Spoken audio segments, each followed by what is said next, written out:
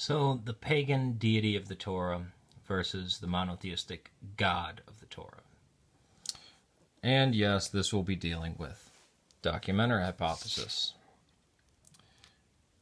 And apparently I must have smeared butter or Vaseline all over my lens because it's not picking up a lot of this. So we have 1, 2, 3, and 4. E-text, known as Elohist, J-text or Yahist, P-text, priestly text, or Deuteronomist. We won't worry about Deuteronomist for right now. We'll look at these three views of God. This, the Yahist or J-text, is the pagan God.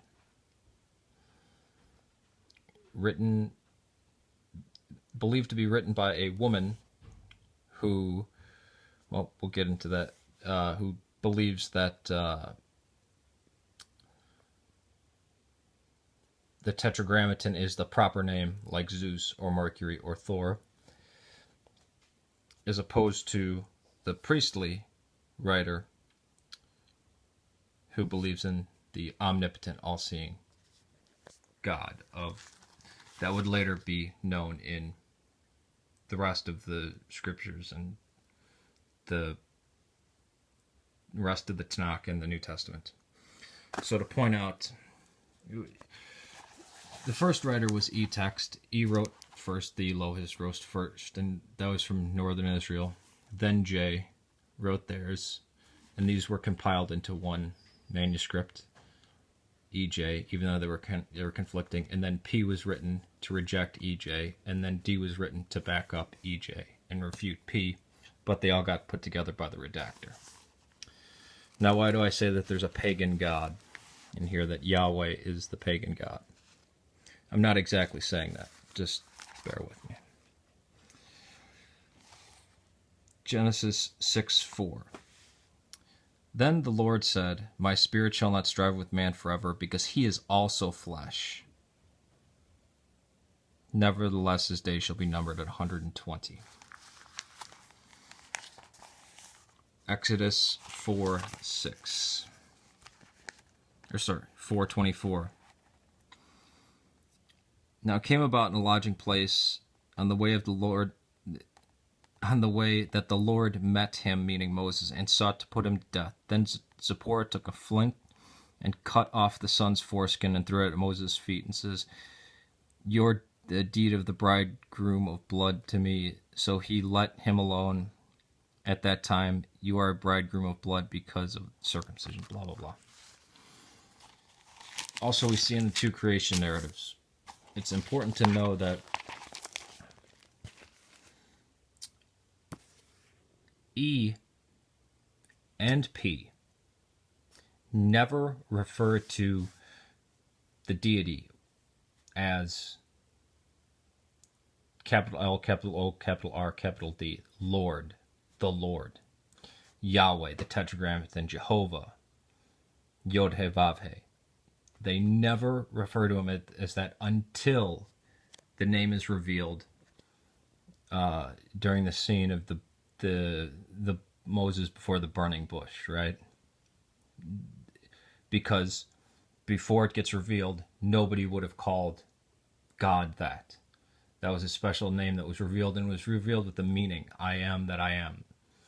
What shall I tell Pharaoh that you call to, who sent me?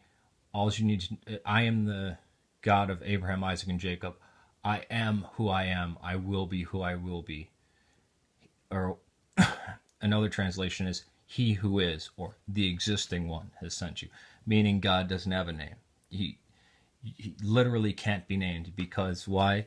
He is unseen, unseeable, spatially not available, not of flesh, all-knowing, all-seeing, and in P, he speaks directly to Moses and the people, and is later described in metaphor, but P and E will both use the term Lord or the Tetragrammaton, Yahweh, Jehovah, after words. So you have to look at style as well as just what the words they're using.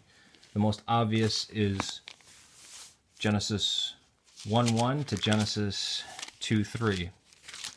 The deity is God, capital G, lowercase o, lowercase d. That's El or Elohim. And he is spatially non-available, all-powerful, all-knowing, creates man and woman at the same time. And then you get Yahweh, or capital L, capital O, capital R, capital D. Lord. The Yahist doesn't know the meaning behind the Tetragrammaton. Lord, or Yahweh, is just his name. It's like Mercury or Zeus. It's just his name. And he's basically the head of a pantheon of gods, but these other gods were stripped away.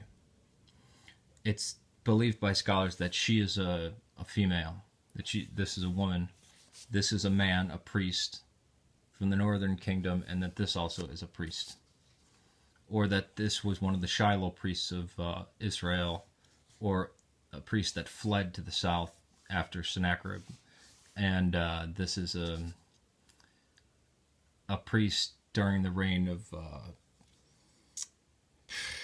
of Hezekiah, who is trying to combat this now combined text. But the Yahist, you'll notice, Yahweh walks on the top of the world, looks down, says, "They're flesh like me." The Tower of Babel, he's worried that mankind could overpower him. In the Garden of Eden, he walks in the cool of the shade. He picks things up with his hands. It's clear that these things aren't metaphorical. His eyes aren't metaphorical. His hands aren't metaphorical. He sees with his eyes. He has sons. He changes his mind. He loses control. He becomes jealous. He's worried about being overpowered. E is a little different. He is unseen, right? But he's seen in the burning bush, although that's not really him, right? He communicates through dreams, through visions, through angels. He's all-knowing and all-powerful, and has other wonders and miracles. But whether he's actually someplace, he's still spirit, but he uses all these intermediaries, so there's never anything direct. Whereas this is kind of, the P-text is the all-knowing, all-speaking spirit that just boom. There's no, he can do whatever the hell he wants, but he's very strict and very just. Doesn't change his mind. Already knows everything. That's why there's no with P-text. He creates man and woman. There's no fall. What happens? There's no tower. There's a flood story. Yeah, it's completely different. There's no clean animals, or because there's no idea of clean. The Yahist doesn't know. It thinks that Mosaic law always existed. Doesn't know that the law was given to Moses. So you have all these Levitical laws being obeyed by these pre-Mosaic peoples. But the God, rather than the Lord, how does this Tower of Babel doesn't occur? See, that's only in J-text. What happens? People just go their own ways into separate lands and islands and slowly develop different languages. That's it. What happened to Sodom and Gomorrah? Well, it wasn't because angels were trying to be raped, because angels weren't things that you could rape. They're not the sons of God who are also flesh. It was just some cities that were destroyed by a catastrophe.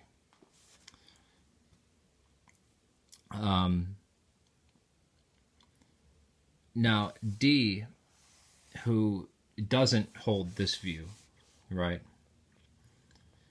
And who writes between Deuteronomy and Kings, or it is at least the redactor of all that material, and then the later prophets and writings, what this all coalesces into the Torah. The redactor, probably during the time of Cyrus the Great, all weaves this together, right?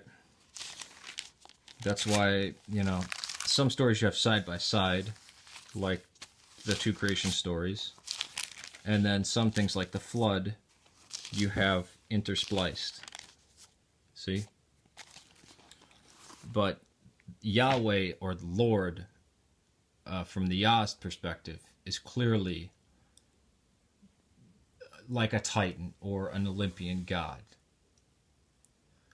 He can be overpowered. He is of flesh. He's mighty, but he's not all-powerful. Now, that's one view, right?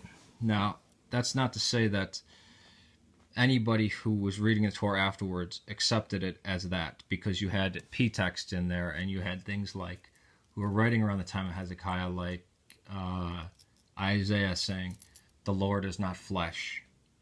He is spirit, he is spatially not available. There is none before nor after him. He is the only God. Right? And the E-text, which was written before J-text, takes this view. He's the only God. Yeah, there's angels and things, but he's the one beginning creator God. This is a very strange view of God, but it fleshes out.